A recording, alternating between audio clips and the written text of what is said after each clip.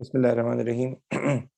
अच्छा जी, ये तीसरा टॉपिक है लेजर अकाउंट्स। इसमें बेसिकली आपको टी अकाउंट्स दिए होंगे और उसके हवाले से पूछा जाएगा। उमन पर्सनल टी अकाउंट होते हैं और उसके हवाले से सवाल पूछा जाता है। इसकी वीडियो मेरी यूट्यूब पे पड़ी हुई है, डेटर एंड क्रिएटर के नाम से, वो आप ज़रूर देख लीजिएगा। लेकिन फिर भी मैं आपको कुछ एमसीक्यूज करवा देता हूँ उसमें से, ताकि आपको आइडिया हो जाए।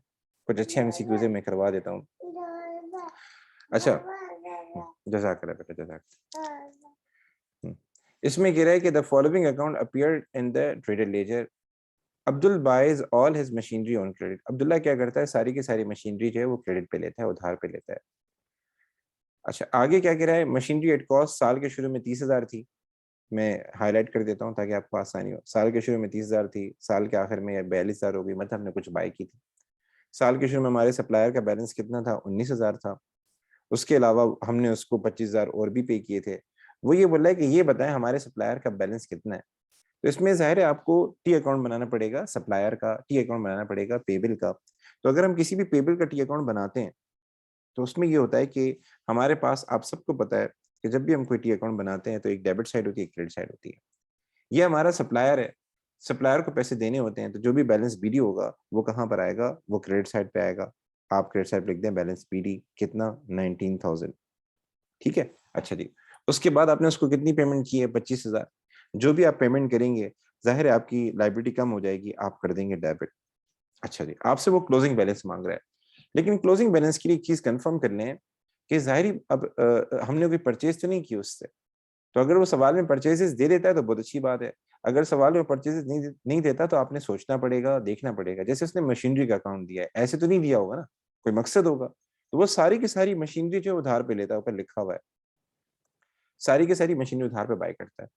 तो आप सवाल में जाके देखें कि जो इसका ओपनिंग बैलेंस था वो था 30,000 मशीनरी का, यानी साल के शुरू में 30,000 रुपए की मशीनरी मौजूद थी और उसके बाद इसकी मशीनरी 42,000 हो गई। तो इट मीन्स इसने उधार पे सामान बाय किया होगा तभी तो हुई है। तो 30,000 से 42,000 तो ऐसी नहीं हुई होगी। जाहिर है इसके बाद मशीनरी आई होगी तो उसने पेबल को भी क्रेडिट किया होगा। तो कितनी मशीनरी आई है सर, इन दोनों का अगर आप डिफरेंस निकालेंगे 30 और 42 का, तो ये आ जाएगा 12,000। तो 12,000 हम क्या करेंगे, जाके पेबल अकाउंट में जाके लिखेंगे क्रेडिट साइड पे। सर आप क्रेडिट साइड पे क्यों लिख रहे हैं, जब हम मशीनरी बाय करेंगे तो मशीनरी का अकाउंट डेबिट होगा और आपका पेबल का अकाउंट क्या हो जाएगा, क्रेडिट हो जाएगा। अब आप दोनों साइड को चेक कर लें, तो आप टोटल कर लें इस साइड का, तो 19 प्लस 12 ये हो जाएगा 31,000। और 31,000 में से आप 25,000 माइनस करेंगे तो आपके पास जो आंसर आएगा वो आ जाएगा 6,000। तो इसका आंसर क्या होना चाहिए, 6,000 होना चाहिए। ये देख लीजिएगा बेटा।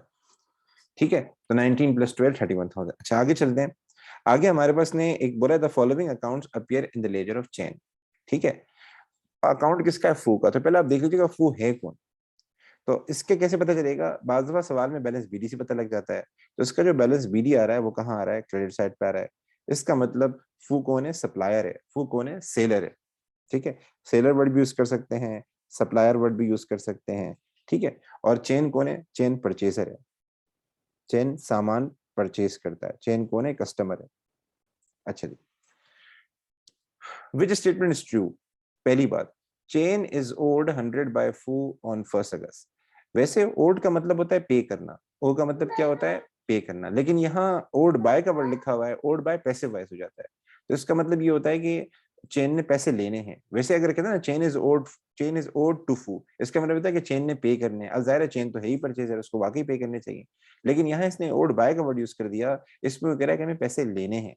तो आप सबको पता है बैलेंस भी क्रेडिट साइड पे आ रहा है फू के अकाउंट में। और ये अकाउंट कौन बना रहा है, चेन बना रहा है। तो चेन के लिए क्या है, लाइबिलिटी है। चेन ने पैसे देने हैं, चेन ने पैसे लेने नहीं है। तो ए तो गलत हो जाएगा। बी में कह रहा है चेन पेड फू 100 बाय चेक ऑन 28 अगस्त। ये हो सकता है क्योंकि चेन परचेजर है। जब एक इंसान माल परचेज करता है तो बाद में पेमेंट करता है। तो आप देख सकते हैं यहाँ 100 आ रहा है डेबिट साइड पे, तो ये तो हो सकता है।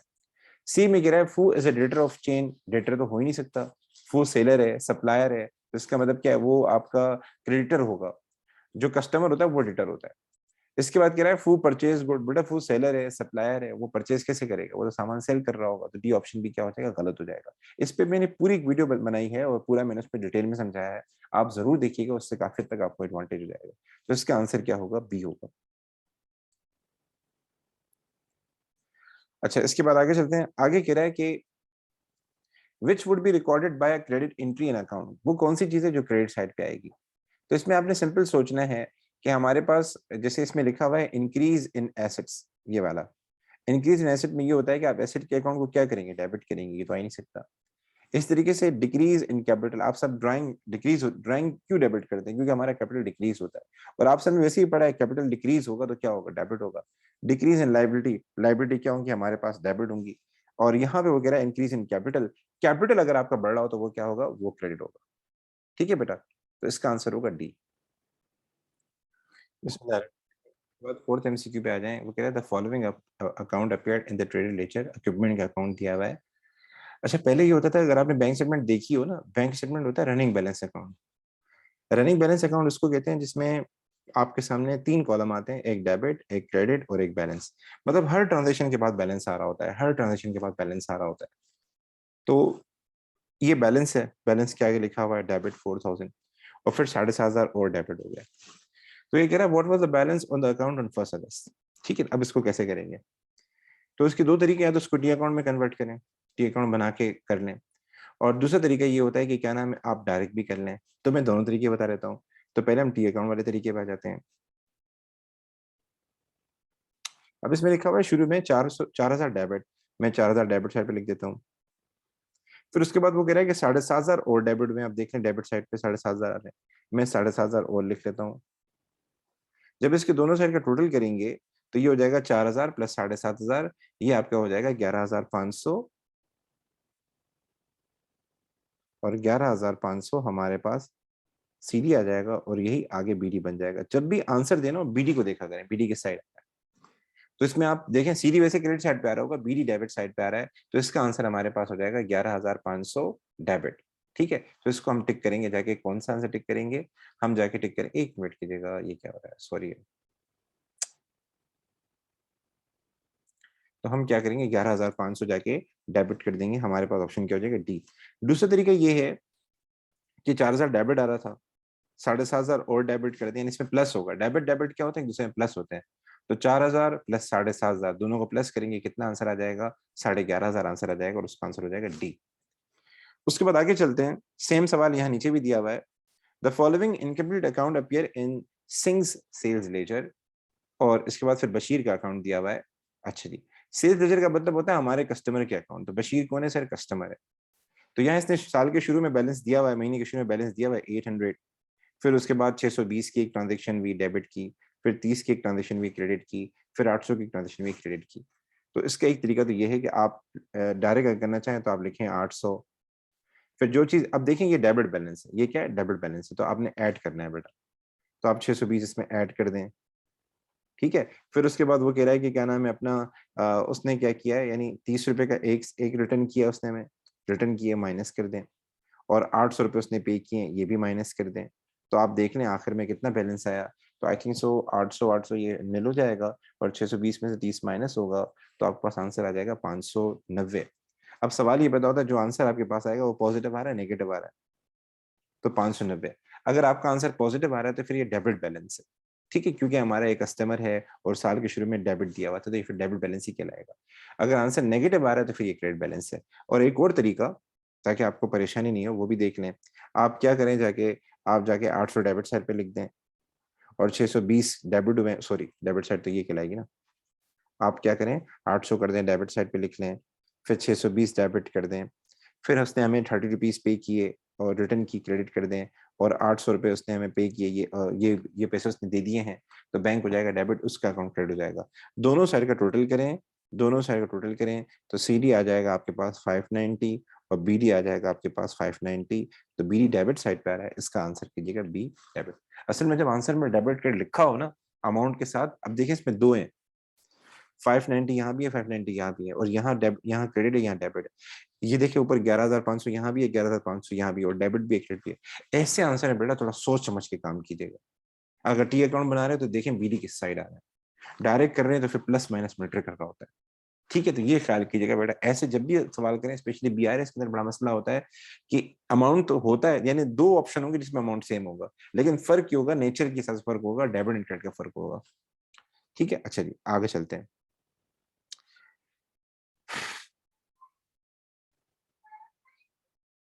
अच्छा जी, इसके बाद चलो जरा थ्योरी वाले एमसीक्यू भी कर लें, 7 पे आ जाए। A supplier account in a customer book has a credit balance of 8,000. What does this mean? एक सप्लायर अकाउंट है, एक कस्टमर, उसने एक सप्लायर का अकाउंट बनाया और उसका क्रेडिट बैलेंस आ रहा है 8,000। क्रेडिट बैलेंस का मतलब होता है लाइबिलिटीज। कभी भी आप देखें ना, क्रेडिट बैलेंस मतलब देने हैं मुझे, पैसे देने हैं मुझे। तो इसका क्या मतलब है? तो ए, द कस्टमर ओज द सप्लायर 8,000। ओज का मतलब होता है पे करना, ओल्ड का मतलब होता है पे करना। तो कभी भी लिखा हो ओल्ड, ओड टू, ओल्ड सिर्फ लिखा हो या ओज लिखा हो, इसका मतलब है पे करना। तो जो सब्जेक्ट होगा उसको अमाउंट पे करना होगा। तो आप सबने देखा है कस्टमर कौन होता है? परचेजर होता है। तो परचेजर ने हमेशा पैसे देने होते हैं, तो ये ए ऑप्शन क्या हो जाएगा? सही हो जाएगा। सिर्फ ओड बाय आ जाए तो वो पैसे बाय हो जाता है, वहां मीनिंग अलग हो जाती है। ठीक है, तो इसका आंसर होगा ए। बी में कह रहा है कस्टमर ने पेमेंट कर दी है, पेमेंट कर दी तो क्रेडिट बैलेंस क्यों आ रहा है? सी कह रहा है कि सप्लायर ने पे कर दिया है, सप्लायर तो पे कर ही नहीं सकता, हम पे करेंगे। और डी कह रहा है सप्लायर वो करता है, ऐसा हो ही नहीं सकता, सप्लायर सेलर होता है। तो सप्लायर तो सामान सेल करता है और पैसे थोड़ी देता है, पैसे तो आपने देने होते हैं, कस्टमर ने देने होते हैं। अच्छा जी, इसके बाद हम आगे चलते हैं। आगे 8 में कह रहा है कि the following account appear in the ledger of Ahmad, और सारा का अकाउंट आ रहा है। सारा का अकाउंट बैलेंस डेबिट साइड पे आ रहा है और डेबिट लिखा हुआ है, तो इसका मतलब ये कि ये कौन है? ये कस्टमर। कभी भी कोई पेपर में कोई टी अकाउंट दिया हो और उसका जो बैलेंस है वो डेबिट हो रहा हो या डेबिट साइड पे आ रहा हो या बैलेंस के आगे 100 डीआर लिखा हो, इसका मतलब क्या है? वो हमारा कस्टमर है। कस्टमर का हमेशा डेबिट बैलेंस होता है। अच्छा जी, इसके बाद इसने बोला है कि विच स्टेटमेंट इज ट्रू। तो इसके लिए पहले एक काम कर लेते हैं, बल्कि हम देख लेते हैं। ओके, सही है। वो कह रहा है अहमद ओड सारा 100 ऑन 1 जून। तो आप देख लें, सारा कौन है? कस्टमर है। सारा कौन है? परचेजर है। तो परचेजर ने पैसे देने होते हैं, परचेजर ने पैसे देने होते हैं, कस्टमर ने पैसे देने होते हैं। और जो सप्लायर है, जैसे कि यहाँ सवाल में अहमद दिया हुआ है जो कि सेलर है, उसने पैसे लेने होते हैं। तो यहाँ वो कह रहा है अहमद ओल्ड, अहमद ने देने हैं बेटा, अहमद ने पैसे लेने हैं बेटा। अहमद कौन है? सप्लायर है। सप्लायर सामान सेल करता है और उसके अगेंस्ट पैसे लेता है, ऐसा तो हो ही नहीं सकता कि वो पैसे देगा। बी में कह रहा है Ahmad return goods. Sir, Ahmad seller है, सेलर सामान रिटर्न नहीं करता, सामान हमेशा रिटर्न कौन करता है? परचेजर करता है। सी में कह रहा है सारा ओल्ड अहमद, ये हो सकता है, सारा कस्टमर है तो कस्टमर ने पैसे देने होते, ये हो सकता है। तो हम देख लेते हैं 18 जून को कितना बैलेंस बन रहा था, क्योंकि सवाल में डेट लिखी हुई है 18 जून। तो 18 जून को आप देख लें कितना बैलेंस आ रहा है, 275 डेबिट। ठीक है, तो ये कैसे आया आप देख भी सकते हैं। 100 रुपीज का डेबिट बैलेंस था, 300 की और हमने उसको सेल की तो ये हो गया 400, 400 में से 100 वापस किए उसने तो ये हो गया 300, 325 का सामान वापस किया तो ये आ गया 275। तो ये वाला ऑप्शन हो सकता है, तो इसका आंसर होगा सी। अच्छा जी, हम थोड़े से नए सवाल कर लें। अच्छा जी, अब ये आप सवाल कर लीजिएगा और मेरी डेटर क्रेडिटर की वीडियो वो देख लीजिएगा। इसके बाद हमारे पास एक टॉपिक है बुक कीपिंग इन अकाउंटिंग। इसकी भी मैंने एमसीक्यूज जो है पूरी एक फाइल बनाई हुई है, वो यूट्यूब पे मैंने लोड की है, वो आपको भेज देता हूँ। तो आप book keeping in accounting MCQs भी कर लीजिएगा, वो पूरी वीडियो देख लीजिएगा। आप खाली ये देखें ये एमसीक्यू कितनी बार रिपीट हुआ है, कितनी बार रिपीट हुआ है। अच्छा, ये तो पेपर दोनों सेम थे मेरे ख्याल से, तो शायद इसलिए ये ऐसा हो गया होगा।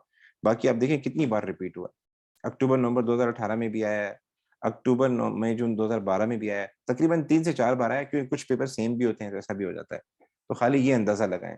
और आपको एक और बात बताऊं, जब भी आप पेपर स्टार्ट करेंगे ना, पेपर स्टार्ट करेंगे, जो पहला एमसीक्यू होगा वो इसी पे होगा, अकाउंटिंग और बुक कीपिंग में। तो शुरू का स्टार्ट अगर अच्छा हो ना, ओपनिंग अच्छा हो, तो जिंदगी फिर आसान गुजरती है। तो आपने क्या करना है, अभी जो आपका होमवर्क है वो ये कि अकाउंटिंग वर्सेस बुक कीपिंग के मैंने एमसीक्यूज दिए हैं वो देख लें यूट्यूब से। डेटर क्रेडिटर के एमसीक्यूज दिए हैं वो देख लें। और बाकी जो टॉपिक सेक्शन 1 के रहते हैं वो भी मैं करवा रहा हूँ, उसकी भी एमसीक्यू ग्रुप में भेज रहा हूँ। जज़ाकल्लाह, अल्लाह हाफिज़, अस्सलाम वालेकुम, दुआ में याद।